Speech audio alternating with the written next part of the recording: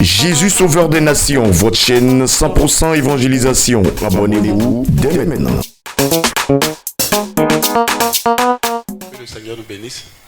Alors, je veux vous donner les salutations du Papa Dion. Il est de cœur avec vous. Amen. Cette œuvre-là, c'est aussi son œuvre. Et puis, je veux saluer la qualité du travail de l'homme de Dieu. Oui. Il ne faut jamais négliger un faible commencement. Voilà. C'est une grande œuvre que vous voyez. Vous avez l'honneur d'être au commencement. D'ici 20 ans, qu'on ne t'explique pas comment ça s'est passé. Il faut expliquer comment c'est passé. Ça dit, il ne faut pas partir d'ici. Il faut être témoin oculaire. Il faut dire, j'étais là. Amen. Que Dieu nous bénisse. Le thème de ce matin, c'est la pensée de Dieu en créant le travail. Amen. On va se tenir levé, s'il vous plaît. Et puis, je vais poser une question pour laquelle nous allons réfléchir. Aujourd'hui, c'est samedi, c'est le 1er mai 2021. À ma montre, il est 9h42 minutes. Supposons un instant qu'aujourd'hui, c'était la levée de votre corps. Aujourd'hui, là, on faisait la levée de votre corps. La question que je veux poser, c'est qu'est-ce que tu laisses en quittant la terre? Qu'est-ce que tu laisses? Je reprends. Aujourd'hui, c'est le 1er mai 2021. Peut-être que ça vous dérange, hein? Mais c'est quoi? Il prophétise ma mort? Non, tôt ou tard, ça va venir. Ouais. La question que je pose maintenant, qu'est-ce que tu laisses? Tu laisses des taches? Tu laisses des traces? Qu'est-ce que tu laisses? Dans Proverbe chapitre 13, verset 22, la version Louis II dit, je cite, l'homme de bien a pour héritage les enfants de ses enfants. Mais la version Darby, qui est proche des textes originaux, dit, je cite, l'homme de bien laisse un héritage aux enfants de ses enfants. Je voulais qu'on réfléchisse à ça. Si Dieu te rappelait maintenant et tout de suite, qu'est-ce que tu laisses après toi? Qu'est-ce que tu laisses? Ce sont des problèmes. Qu'est-ce que tu laisses? Il faut y penser, il faut y réfléchir. C'est essentiel. Veuillez vous asseoir, que le Seigneur nous bénisse. Alors donc, j'aurai 4 points à développer. Le premier point, c'est comprendre pour mieux fonctionner. Les chrétiens fonctionnent mal parce qu'ils ne comprennent pas bien. Les chrétiens fonctionnent mal parce qu'ils ne comprennent pas bien. Donc le premier point, c'est comprendre pour mieux fonctionner. Le deuxième point, on va voir l'origine et le sens du travail. Le troisième point, ce que Dieu attend du travailleur chrétien. Le quatrième point, la création tout entière attend notre révélation. Et puis on va aller à la conclusion. C'est bon? Je crois que là aussi une séance de questions-réponses. Alors, dans le premier point, quand vous lisez dans Proverbe chapitre 3, verset 19 à 20, la Bible dit que Dieu a donné la science, Dieu a donné la connaissance, Dieu a donné la sagesse. La science nous donne la connaissance. La science nous donne des informations. Ce matin, vous aurez des informations. Dieu a donné l'intelligence pour que nous puissions réfléchir à l'information. Il semble même que l'information est l'une des différences fondamentales entre les pauvres et les riches. Le riche, ce n'est pas celui qui a. Le riche, c'est celui qui sait. Le pauvre, ce n'est pas celui qui n'a pas. Le pauvre, c'est celui qui ne sait pas. Pendant que le riche convertit les informations et devient riche, le pauvre cherche qui il va accuser, il est pauvre. Donc quand nous aurons ces informations, Dieu voudrait que nous engagions notre responsabilité par notre sagesse pour appliquer. Amen. Dans Proverbe 16, 20, la Bible dit, celui qui réfléchit sur les choses trouve le bonheur. Ça veut dire quoi? Le bonheur n'est pas accidentel. On ne réussit pas par accident. Le bonheur est intentionnel. On réussit intentionnellement. Amen. Donc, je vais vous donner quelques définitions qui sont malheureuses et qui ont commencé à concevoir les chrétiens. Écoutez, la définition que le monde a des choses ne sont pas les nôtres. Souvent on échoue parce qu'on s'accroche aux définitions mensongères du monde. Le monde a une mauvaise définition du travail. Le monde a une mauvaise définition de certains thèmes. Donc on va voir quelques thèmes. Par exemple, quand on dit femme, la femme là, dans la conception de Dieu, ce n'est pas celle qui fait enfant. Si tu fais enfant, que tu ne peux pas entretenir l'enfant, tu n'es pas une femme, tu es une femelle. Dans la pensée de Dieu, la femme, c'est celle qui prend grossesse, qui enfante et qui éduque l'enfant. Qui donne une destinée à l'enfant. Si toi tu fais enfant, et puis tu abandonnes, tu jettes, tu mets ça dans une poubelle, tu es une femelle, tu n'es pas une femme. L'homme là, ce n'est pas celui qui peut enceinter femme. Toi tu enceintes femme, et puis tu ne prends pas soin de la femme, tu es un mâle, tu n'es pas un homme. Les hommes t'appellent homme, mais tu n'es pas. Selon Dieu, l'homme c'est celui, l'homme quittera son père, sa mère, s'attachera à sa femme. Les deux deviendront une seule chair. Donc celui qui est capable de s'occuper de la femme, de faire d'elle une nation, de faire de la progéniture une destinée, c'est ça qui est l'homme. Amen. Le paresseux. Souvent chez nous, le paresseux là, c'est qui? C'est celui qui ne fait rien, non? C'est ça? Ça, c'est la conception mondaine.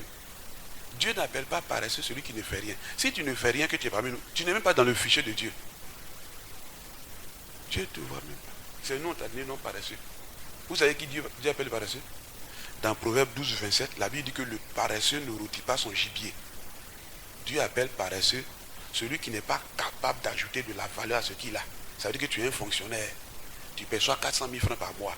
Tu n'es pas capable de faire fructifier les 400 000 là. Tu es un paresseux. Tu ne rôtis pas ton gibier. Lui qui ne fait rien, qui regarde la télévision, qui a la maison, lui, Dieu ne le compte même pas. On lui a donné non paresseux là. C'est nous on a donné. Sinon, dans la mentalité de Dieu, dans sa conception, il appelle paresseux celui qui n'est pas capable d'ajouter de la valeur. Tu es enseignant, tu fais un travail, et puis tu reçois un salaire par mois. Tu n'es pas capable d'ajouter de la valeur. Tu n'es pas capable de faire fructifier ton salaire. Tu ne rôtis pas ton gibier. Dieu t'appelle paresseux. Donc voilà un peu, si on n'a pas bien compris ces thèmes-là, on peut se mettre dans la position du monde et puis mal fonctionner. Alléluia. Le travail. Étymologiquement, le latin dit tripalium. C'est un instrument de torture. D'accord? Le travail est un instrument de torture. Et avec l'évolution, quand vous lisez par exemple dans Matthieu chapitre 4, versets 8 et 10, Satan, il est menteur à l'origine, c'est vrai. Mais ce jour-là, il a dit la vérité. Il a dit, regarde, tout ce monde m'appartient. Parce que tous les systèmes qui existent sont sous l'emprise des ténèbres, d'accord? La production, la consommation, l'industrialisation, tout ça, ça nous montre qu'il y a une malédiction dans le travail. Et ça rejoint la pensée religieuse. Quand on cite par exemple souvent dans les milieux religieux, on cite Genèse 3 verset 17, c'est à force de peine que tu en tireras la nourriture tous les jours de ta vie. On a conclu que le travail est une malédiction. Le travail n'est pas une malédiction. Alléluia. Genèse 2 verset 15, la Bible dit que Dieu plaça l'homme dans un jardin pour le cultiver. Dieu n'a pas mis l'homme dans la brousse, il l'a mis dans un jardin. Il faut dire à ton voisin que Dieu a mis l'homme dans un jardin. Il n'a pas mis dans une forêt sacrée, il ne l'a pas mis dans une jungle. Quand on dit jardin, ça veut dire qu'il y a un travail préalable qui a été fait. Il y a eu de la discipline, il y a eu de l'ordre, il y a eu un arrangement.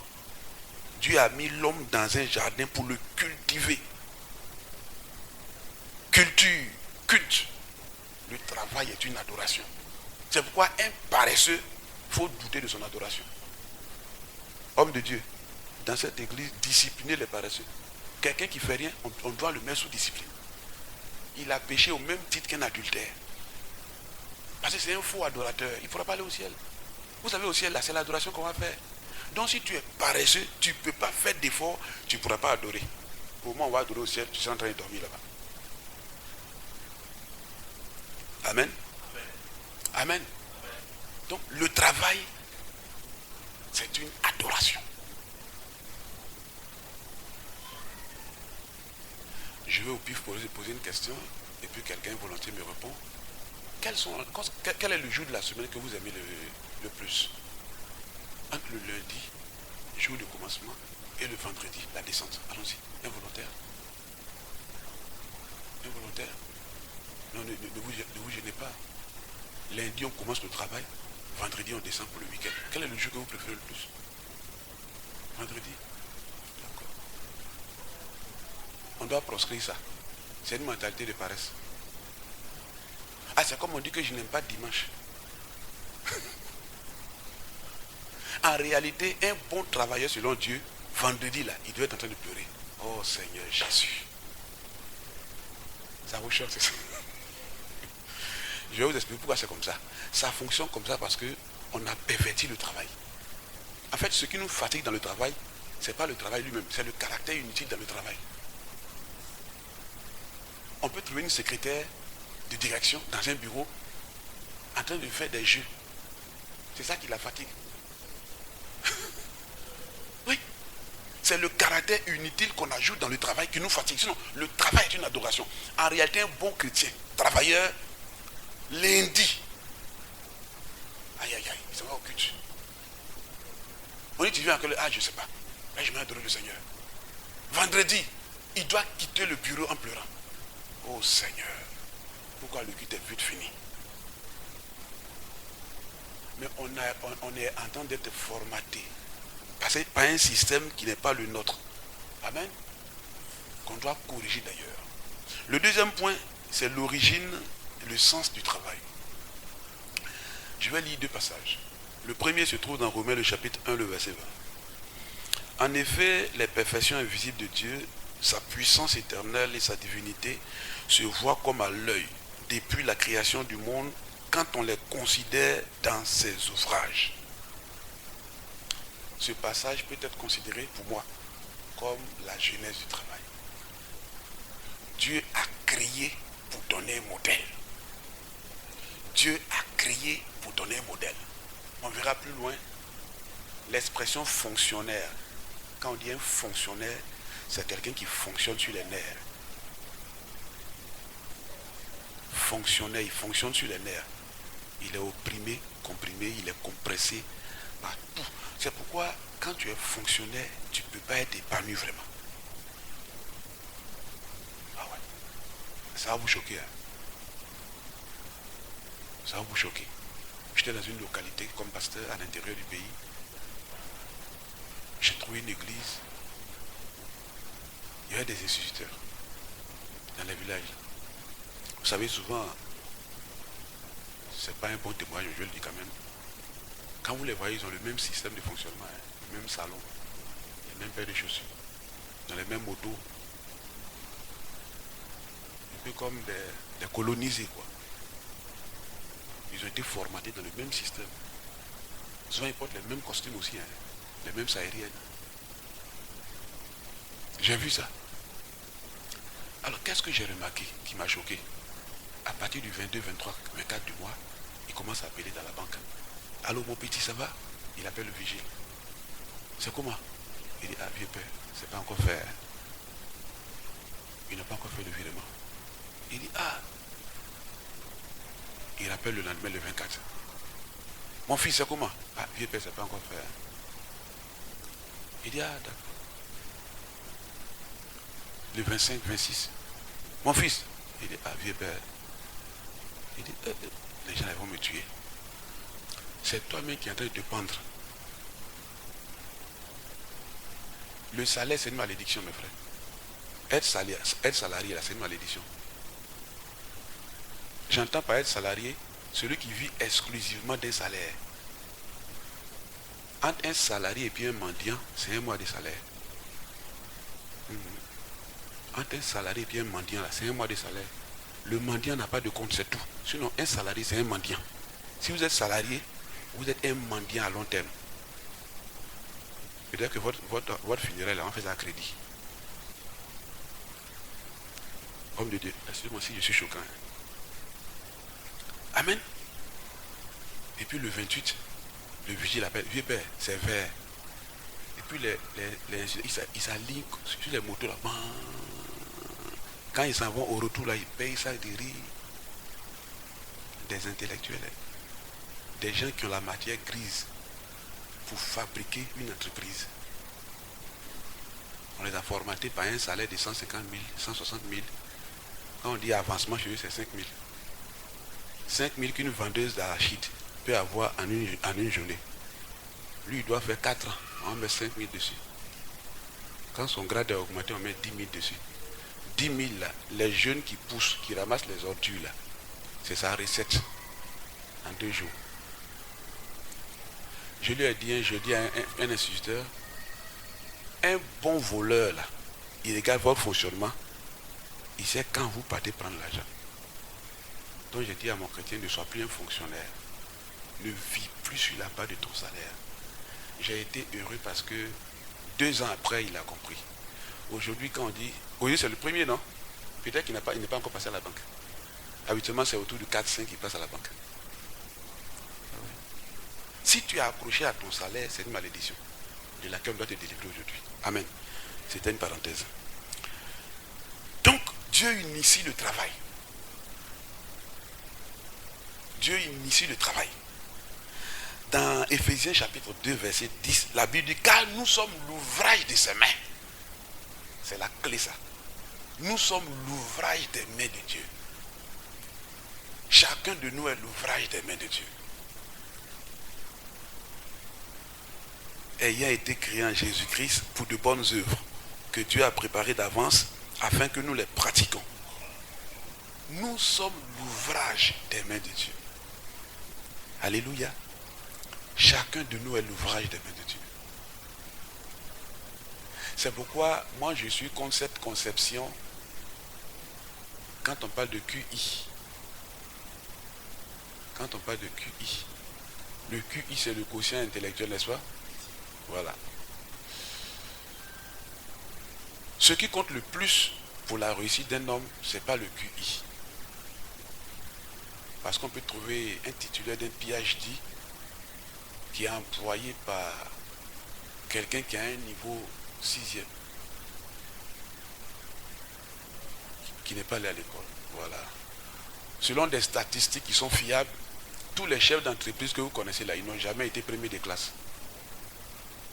Moi, je m'érige contre cet endoctrinement des systèmes éducatifs qui existent.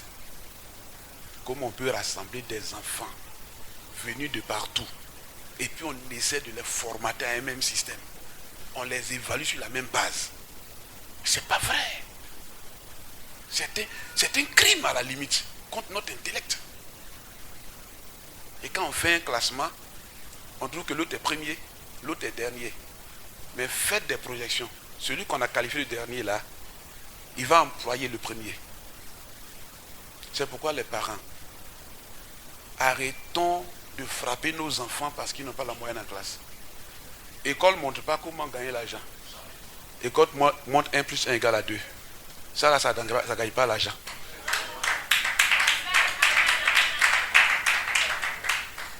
Amen. Amen. Quand vous sortez d'ici, renseignez-vous. Les plus riches de ce monde, souvent, ils n'ont pas de niveau. Mais ils ont cru en eux-mêmes. Nous sommes l'ouvrage des mains de Dieu. Tu peux commettre une erreur, mais tu n'es pas une erreur. Même quand tu as péché, tu n'es pas péché. Ce n'est jamais fini tant que Dieu n'a pas dit que c'est fini. Amen. Le plus grand diplôme que je peux vous encourager, c'est l'échec. C'est le meilleur des diplômes qui existent. L'échec a plus de valeur que le PhD. Quand tu as échoué, il faut essayer encore. Tu échoues, il faut essayer encore. Tu vas réussir un jour.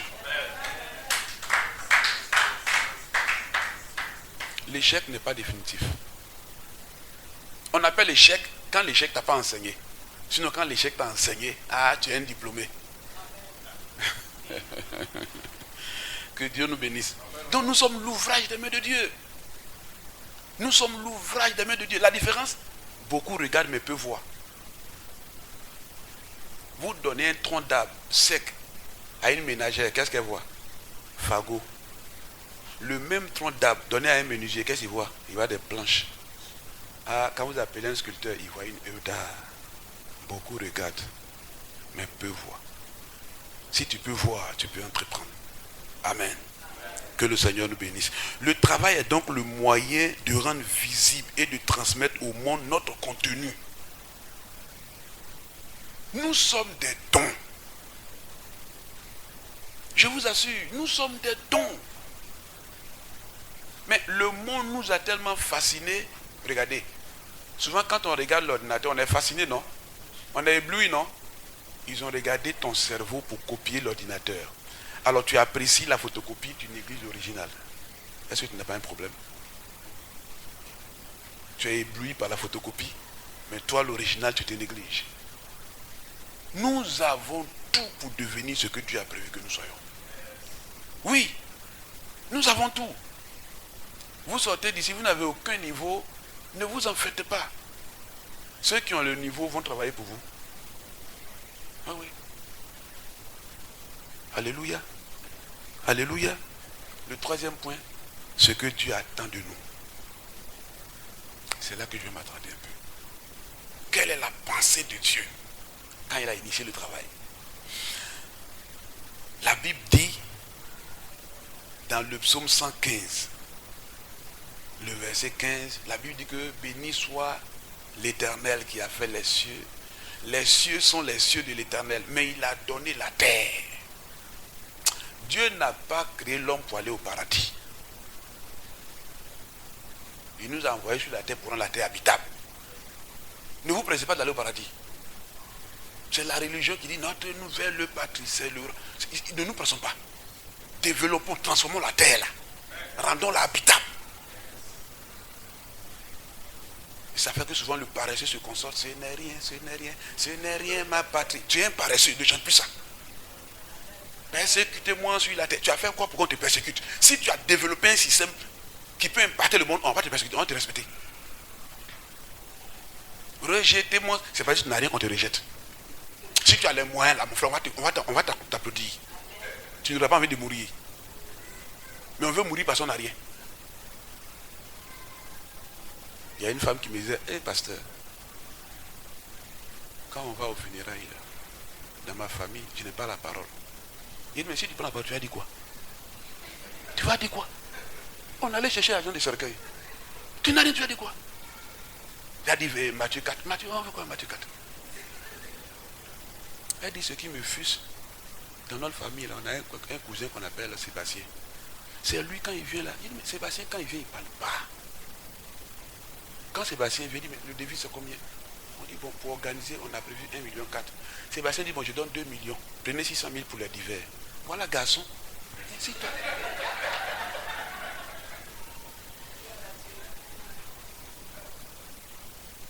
Mes frères, à un moment donné, le parler en langue, là, ce n'est plus puissant. Ah, oh mon Dieu, excusez-moi. Parce que quand tu fais de parler, on dit, mais tu fais quoi? Chokaraba, c'est bon, tu fais quoi après? Parce que lui qui est en face de toi, il ne comprend pas Chokara. Qu'est-ce que Dieu attend? Dieu attend de nous quelque chose, mes frères. C'est une responsabilité. On doit l'engager. Peu importe là où on t'a placé. Ils ont cru te faire du mal en t'enterrant. Ils ont oublié que tu es une graine. Tu as poussé dans terre là-bas. On ne peut pas t'empêcher de devenir. On ne peut pas. On ne peut pas. Ce matin même, je déclare. Tant que tu n'es pas devenu ce que Dieu a prévu que tu sois, la mort ne peut pas venir chez toi. Amen. Il faut que tu deviennes absolument, nécessairement, obligatoirement. Amen. À un moment donné, on doit plus dire Alléluia. On doit faire Alléluia. Qu'est-ce que Dieu attend du travailleur? Quelle est la pensée de Dieu pour le travailleur? Chrétien surtout. Bien-aimé, dans Deutéronome chapitre 1, le verset 40. Mais vous, ça c'est Dieu qui parle, il dit tournez-vous et partez pour le désert, dans la direction de la mer Rouge. Il dit vous, tournez-vous et partez pour le désert. Dieu libère son peuple de l'esclavage de Pharaon, de l'orgueil de Pharaon, du système de Pharaon. Dieu veut qu'on soit affranchi du système du monde. Il faut être affranchi de ton mode de vie de fonctionnaire. Il faut être affranchi. Il faut être affranchi. Je ne suis pas contre les fonctionnaires. Mais c'est un milieu qui m'écoeure. J'ai dit à un frère qui est venu me voir, il a demandé que je prie pour lui. Vous savez pourquoi? Il a réfléchi, il a eu l'argent. Près de 800 000, ils ont payé concours de CAFOP. Il dit, mais tu es un mouton.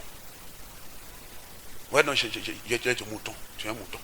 Comment toi tu peux réfléchir pour avoir 800 000 francs pour aller donner à des gens, ils vont te payer 140 000. Ton esprit là est trop fort. C'est quelle mentalité ça? Toi tu peux... Attends, de toute façon tu as réfléchi pour avoir l'argent là. Il faut développer ça. Tu as les donner. Et puis mais la bonne chose c'est qu'ils ne vont pas te mettre sur la liste. Comme Dieu veut que tu deviennes, que tu ne veux pas devenir, Dieu passe par eux et puis on oublie.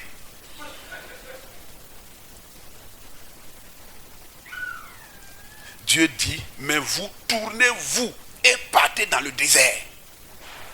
Dieu était en train de dire à son peuple, entreprenez.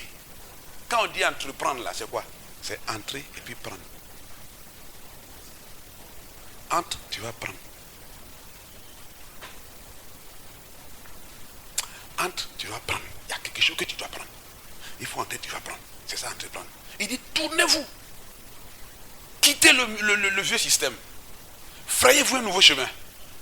Entre, tu vas prendre. Ce que quelqu'un n'a pas encore commencé, toi il faut commencer. Entre, tu vas prendre. Tournez-vous. Entre, tu vas prendre. Vois, tu vas prendre. Initie, tu vas prendre. Il faut innover. Tu vas prendre. L'argent là, ça est là. Ça est sous nos yeux. Nos frères d'à côté, ils viennent ramasser, ils s'en vont. Et puis on les maudit. Souvent notre problème c'est qu'on mélange tout. Recette avec bénéfice. Il fait capite. Recette là. Il va s'habiller comme s'il travaille à la banque. Dans la mentalité, on a sa mentalité de médiocrité. C'est pas bon. Amen. Si tu peux initier, tu seras riche. Si tu peux innover, tu seras riche. L'argent, par définition, c'est une récompense. Si vous pouvez résoudre le problème de quelqu'un, il va vous récompenser. J'étais pasteur à Djamé. Amen. Et puis il y a une maman qui est venue me voir un jour. Elle dit qu'elle souffre de malédiction. Il dit, ah bon, comment tu sens ça? Rien ne marche. Tu fais quoi? Elle dit, tout ce que je touche est bloqué. J'ai dit, bon, est-ce que tu as bien regardé avant de toucher? Elle dit, ah. Et puis un matin, je l'ai appelé. Pour ceux qui connaissent à Djamé, 220 logements, la cité de 220 logements, non loin du lycée à Mondji, là, collège à Mondji, voilà. Dans le secteur. J'ai réveillé cette maman, elle est ma voisine. Je l'ai réveillée un matin, à 6h du matin. Là-bas, ils sont matinales. À 4h30, il y a le mouvement. C'est un centre commercial. À Djamé a deux versions. La journée, c'est boutique. La nuit, c'est maison. Donc, je l'ai vu à 6h du matin. Et puis, on s'est arrêté là. Et puis, on a vu les gens qui passent. Il dit, regarde-les. Regarde leur mouvement. En fait, tu peux devenir riche quand tu peux satisfaire aux besoins des gens. Eux, ils te donnent leur argent. C'est pourquoi les mobiles, les gens réfléchissent comment ils vont sortir l'argent de ta poche. Souvent, quand vous entendez 400%, ils ne sont pas bêtes. Ton argent de la poche, ils vont faire sortir ça. Ils ont réfléchi. Ah oui. Et depuis, on fait tout, tu ne fais rien. On dit maintenant 400%. Comme un appât. J'ai dit à la maman, regarde le mouvement des gens. Qu'est-ce que tu remarques? Elle dit, pasteur, je vois que les gens qui passent, d'autres vont au Carrefour, ils passent, ils vont au lycée, ils passent, ils vont au plateau. Chacun a un morceau de pain. Ah, donc c'est un besoin pour eux. Ok. Tu vois quoi encore? Ah, il y a de l'eau dans les mains. Il y a quoi encore? Et puis elle a fait des remèdes. Il dit, bon d'accord. Tu peux répondre à leurs besoins. Ça veut dire quoi? Si tu trouves la bonne formule de répondre à leurs besoins, ils vont se déconnecter d'avec. Moi, je vous dis la vérité, souvent, les histoires de les femmes qui font du commerce, la nourriture, ça marche. Nous, les chrétiens, surtout la francophonie, on voit tout de suite, elle fait fétiche.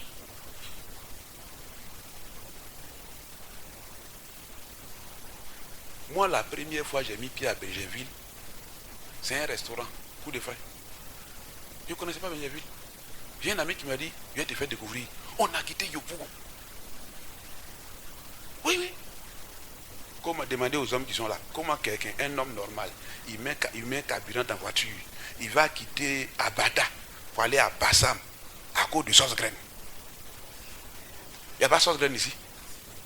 Il n'y a pas à Cocody. Il n'y a pas à Koumansi. Il n'y a pas à Bakori. Il n'y a pas à Port-Boué. Mais il va traverser. Il met et le carburant. Mais là-bas, ce n'est pas gratuit. Il va payer.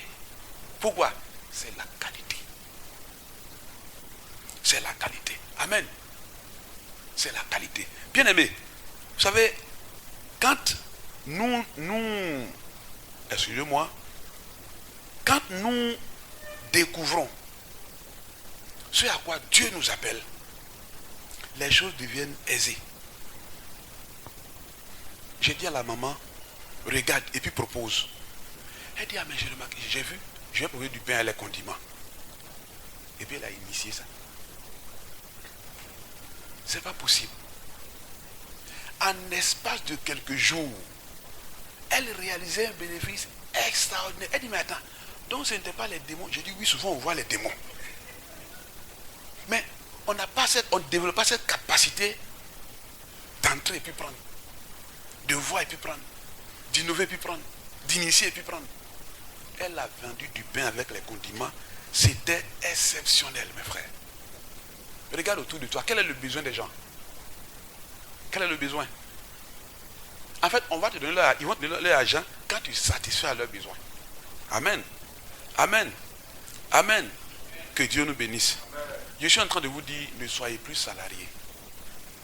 La pensée de Dieu, quand il crée le travail, là, c'est pas qu'on soit salarié. J'entends par salarié quand tu vis exclusivement de ton salaire.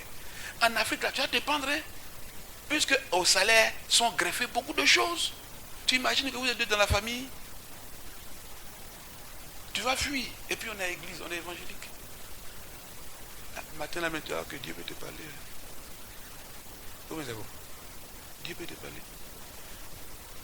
Oui. Peut-être que l'argent du loyer, ça va t'approcher. Ah, l'esprit va descendre ici. Bon, tu vas laisser ça ici. Bon, si tu n'as pas un plan B, comment tu fais? Amen. Amen. Dieu voudrait que nous fonctionnons selon son standard. Alléluia. Donc, qu'est-ce que Dieu attend du travail chrétien? L'initiative privée. Amen. Dieu attend qu'on ait l'initiative privée. Premier niveau. Second niveau, Dieu attend que nous soyons des professionnels du royaume. J'entends par professionnels du royaume les chrétiens travailleurs équilibrés. Moi, je ne crois pas à l'humilité d'un chrétien qui ne fait rien. C'est-à-dire, il est là comme ça, on marche sur lui, il dit rien, je ne crois pas. Je vais croire quand il va faire quelque chose, il a les moyens, et puis on peut marcher sur lui, il dit rien. Mais quand il ne dit, mon frère, c'est ma nature, c'est faux. C'est faux. Actuellement, là, tu n'as pas le pouvoir. Si vous voulez voir qui est quelqu'un, donnez-lui le pouvoir, donnez-lui l'argent.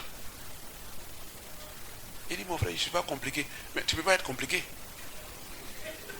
Avec quoi tu vas être compliqué même? Avec quoi tu vas être compliqué? Si tu veux être compliqué, appelle-le ce matin, avec quoi? Tu vas t'appuyer sur quoi? Donc, quand vous voulez voir la nature de quelqu'un, donnez-lui l'argent. Donnez-lui le pouvoir. J'entends par professionnel du royaume des chrétiens équilibrés. Amen. Il est socialement intégré. Il ne mendie pas son pain. Et puis il est spirituellement posé. Il y a certains qui sont de bons frères. Ils jeûnent et prient. Mais si au travail, on doit licencier quelqu'un pour incompétence, c'est lui on met. Quand il vient, il dit, mes frères, Satan m'a attaqué. Satan ne t'a pas attaqué. C'est toi-même qui as attaqué Satan. Ta paresse a attaqué Satan. Satan en avait marre. Il a demandé qu'on te sorte. Satan en avait marre. Tu sors dans ses narines maintenant. Il a marre de toi. Tu n'es pas capable de développer. Tu n'es pas capable. Satan lui-même qui a ce jour-là même l'esprit de paresse dit, je suis fatigué. Je suis fatigué. Renvoyez-le. C'est Satan lui-même qui ordonne. C'est vrai. Satan dit c'est vrai. J'aime la paresse. Mais lui, il exagère.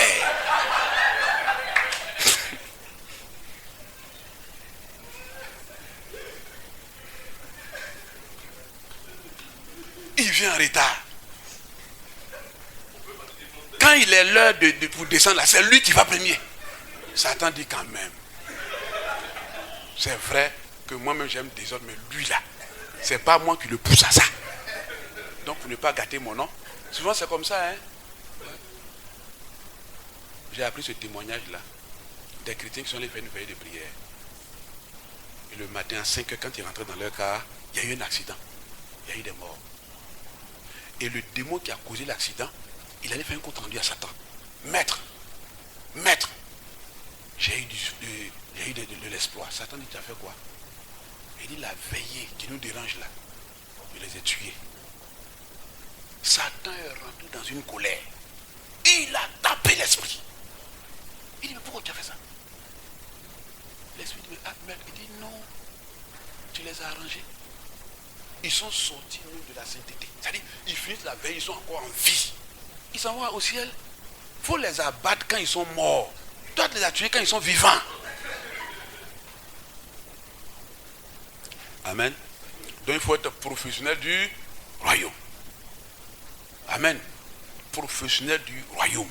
C'est-à-dire que tu es chrétien, mais ton milieu a ton témoignage.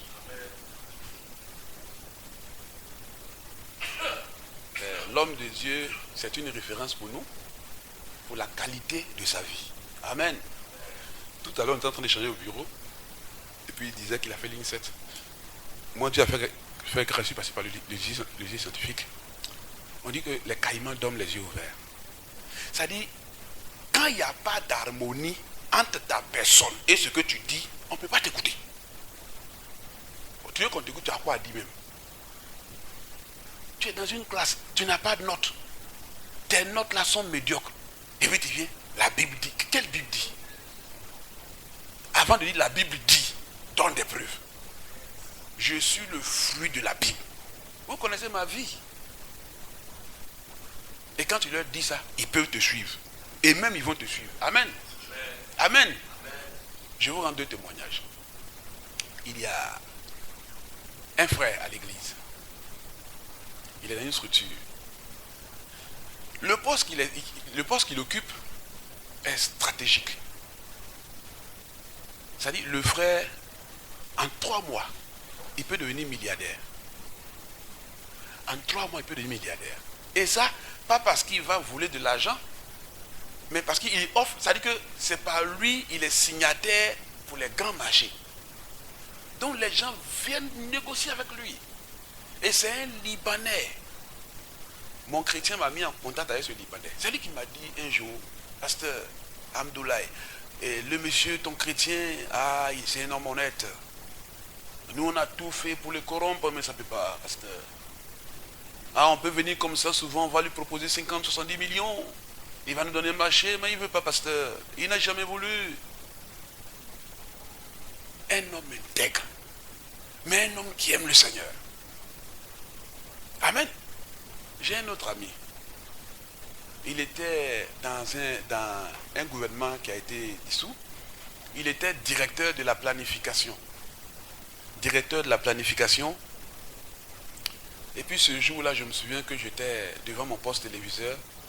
Il y avait un remaniement ministériel. D'accord? Et puis, j'ai entendu que son ministre venait de sauter. Son ministre saute. Ça veut dire quoi? Tout le staff. Je prends mon téléphone et puis j'appelle le frère. Ancien, bonjour. Il dit, pasteur, il y a longtemps, comment va, pasteur? Il dit, très bien. Il dit, pasteur, j'ai tellement un bonheur de t'avoir en ligne. J'ai dit, Il dit, pasteur, les nouvelles. J'ai dit, non, mais je suis devant mon poste téléviseur. Je crois qu'il y a un remaniement ministériel. Il dit, oui, pasteur. Il dit, mais chez vous, là, le ministre, là, il a sauté. Il dit, oh, pasteur, laisse tomber. J'ai dit, d'accord. Mais tu es son directeur de planification. Il dit, pasteur, tu m'as enseigné ça. C'est eux qui ont besoin de moi. Je n'ai pas besoin d'eux. Il dit, pasteur, actuellement où je te parle là, le nouveau ministre a envoyé son DIRCAP négocier avec moi. Ils sont en train de réfléchir si je dois partir ou pas. Il veut travailler avec moi, mais je ne suis pas encore convaincu, pasteur. Il dit, mais pasteur, je t'invite à déjeuner. Il dit, mais, il dit, pasteur, laisse tomber ça. En fait, quand tu développes les aptitudes là, ce n'est pas une affaire de parti politique. Non, tu t'imposes à eux. Tu ne vas pas à leur débat, à leur meeting, mais ils ont besoin de toi parce qu'il y a quelque chose en toi. Et ce frère-là, il m'a invité le lendemain à déjeuner, on est partis ensemble. Cap Nord. On était assis, son téléphone sonne. C'est le dire Cap qui l'appelle. Alors, monsieur, comment je... Il dit, oui, j'appelle de la part du ministre. Il insiste, il veut travailler avec vous. Et puis il dit au monsieur, excusez-moi, je suis avec mon pasteur, je vais vous rappeler. Il m'a dit de la valeur, c'est le pasteur, il va le pasteur. Et il raccroche, pasteur, est-ce que je vais accepter? Sinon le poste ne m'intéresse pas. Je vais monter moi-même mon business, pasteur. Je vais être consultant. Il dit, c'est bon. Mais et là-bas, il dit, pasteur, il y a beaucoup d'avantages. Mais toi-même, tu m'as enseigné. En fait, je lui ai enseigné que réussir dans ce qui ne te met nulle part, c'est aussi échouer. Si tu es en train de faire quelque chose à tes mains, tu sais qu'il n'y a pas le lendemain dedans, hein, mais tu réussis dedans, tu es en train d'échouer. Il dit, pasteur, je vais anticiper. Vous voyez, ça c'est politique. Un matin, si il quitte, moi aussi il quitte. Donc il faut que j'ai des assises. Amen. Amen. Amen. Donc qu'est-ce que Dieu attend de nous? Il attend de nous aussi la diligence. Être diligent. Vous savez, la diligence, c'est l'aptitude qui s'acquiert et qui combine une persévérance créative, un effort intelligent qui est bien planifié et exécuté. Et cela avec une promptitude et efficacité dans le but d'obtenir un résultat qui est pur et d'une grande excellence. Mes frères, si tu veux ouvrir un supermarché pour faire tomber ce Sokosé, pardon, il faut bien regarder ce que Sokosé a. Ceux qui n'ont pas la foi ajoutée. Mais tu fais un supermarché, il n'y a même pas de climatiseur. Toi-même, ton escalier, mais c'est en bois. Tu ne peux pas être concurrent. Donc la diligence, on doit affiner, mes frères. Vous savez, on est dans un monde exigeant. Hein? Il n'y a rien à faire. La compétition est au beau fixe. Si tu veux faire bouillir de baka, il faut voir ce qui manque chez les autres, tu vas ajouter chez toi. C'est vrai, il faut prier. Il faut prier, je suis d'accord. Mais tu dois développer une qualité qui impose respect. Amen. Donc la diligence, c'est ce que Dieu attend du travailleur. Si tu es un bon travailleur chrétien, tu ne dois pas être pressé de quitter le bureau.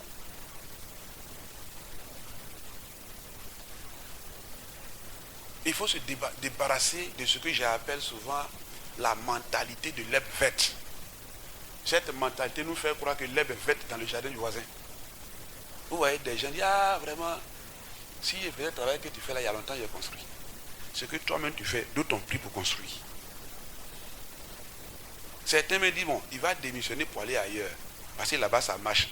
Qui a fait pour que ça marche là-bas? Toi, il faut faire ça marcher où tu es quitté là. Donc, on a besoin d'être diligent. Amen. Même en tant qu'homme de Dieu, en tant que serviteur, on doit être diligent. Et ça, cette qualité, je bénis le Seigneur pour votre serviteur. L'homme de Dieu qui est là, qui a cette qualité. Vous savez, nous sommes dans un monde concurrent. Un monde exigeant.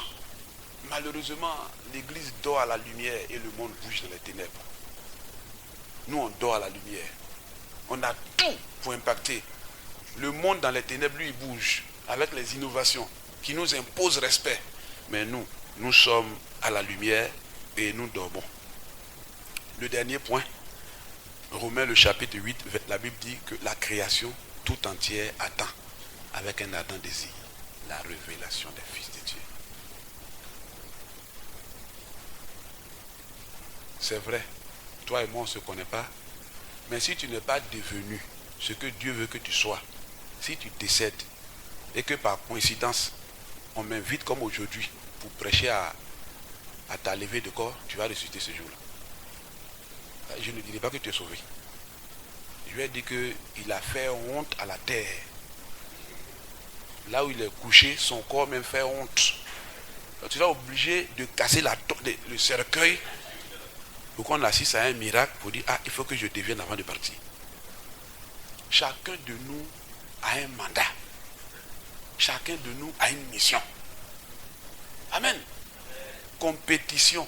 Pardon, nous ne sommes pas en compétition, mais on est en mission. Chacun de nous a une mission. La Bible dit dans le psaume 40, le verset 7, il dit, alors je dis, je viens avec le rouleau du livre écrit à mon sujet. Il y a un rouleau du livre qui est écrit à notre sujet. Il y a un rouleau qui est pour toi. Il y a un rouleau qui est pour moi.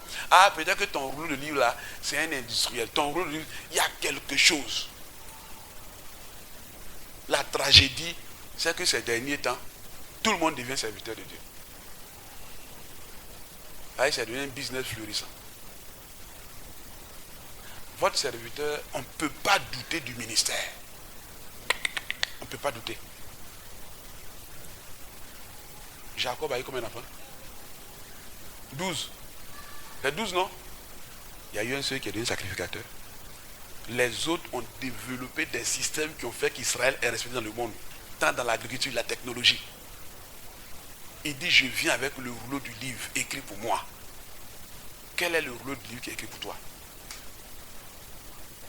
Rien ne compte dans la vie que de connaître le plan de Dieu pour soi. Rien ne peut compenser le fait de ne pas le comprendre. Pour ma part, mourir là, c'est un drame. Mais il y a plus difficile que mourir.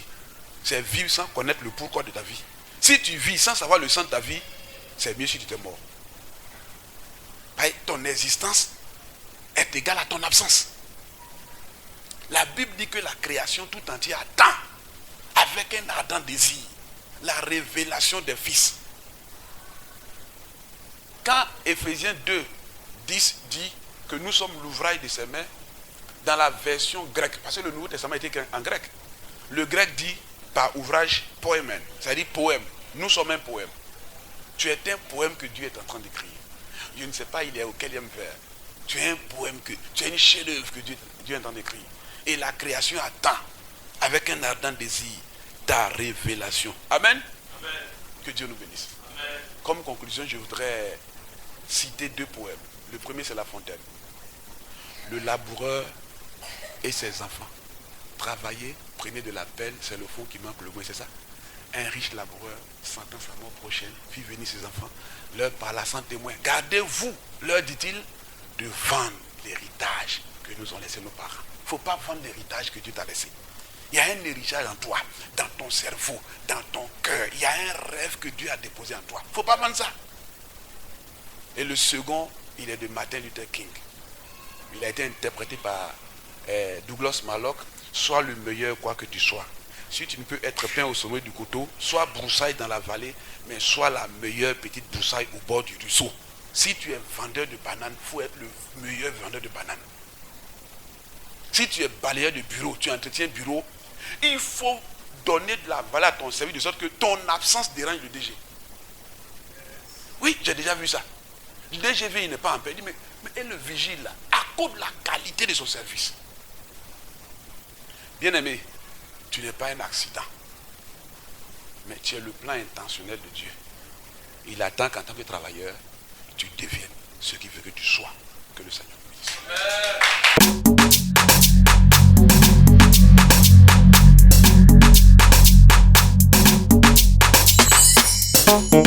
Jésus sauveur des nations, votre chaîne 100% évangélisation. Abonnez-vous dès maintenant.